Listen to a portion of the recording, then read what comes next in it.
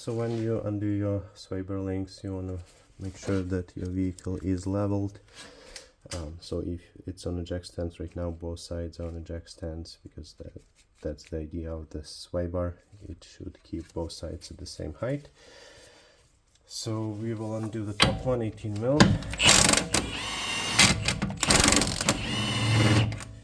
And it starts to spin, so we need to hold the inner piece, and the bottom side we will need to hold too. Okay, we'll cheat a bit, so we'll put the 18 on the nut and use T40 Torx in the inner piece. Okay, to get the lower nut off, there is no room for the impact, so I'm just using ratchet and wrench. It started to spin right away, so you don't need T40 bit to put in place. I don't have a little one, I broke all of those, so I'm just using a longer bit with a little wrench.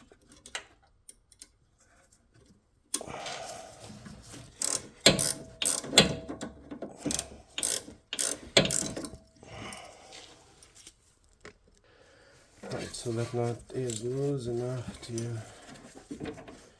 get it off. Okay, so we are ready to install the new one. So start in the same fashion as we got the old one off. You want to make sure that you use correct. They are different on the left and on the right hand side. So we'll get this started. This new have actually a place where you can put a wrench to hold it, so you don't need to struggle with the Torx.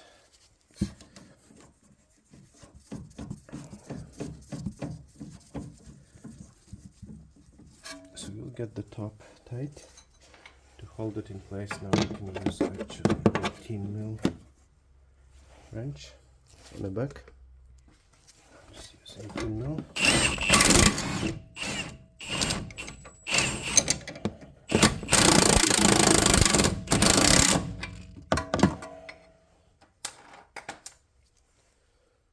Okay, so the bottom one, we will use regular wrench to hold,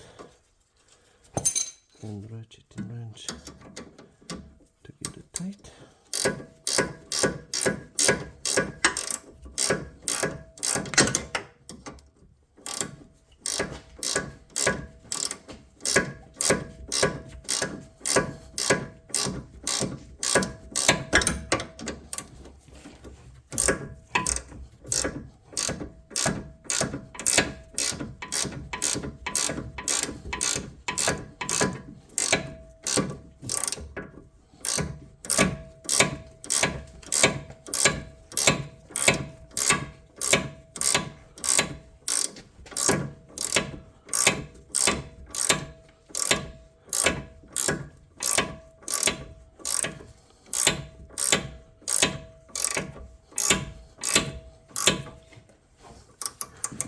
It is snug now.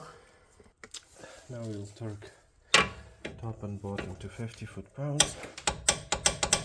I was not able to find a good on the bottom one.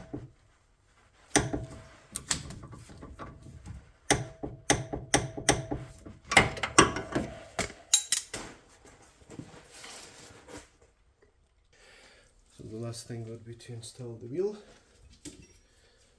I'll put some anti-seize in the hub.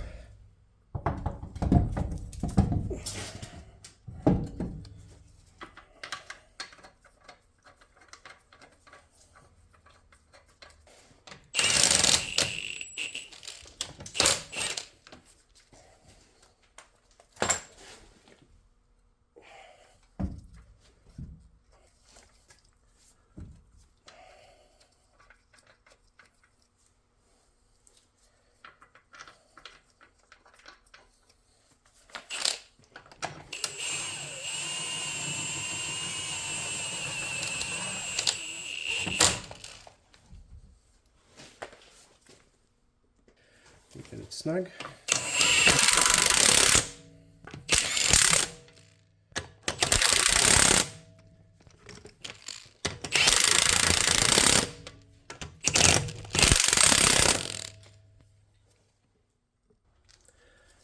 Next we'll torque it to 100 foot-pounds.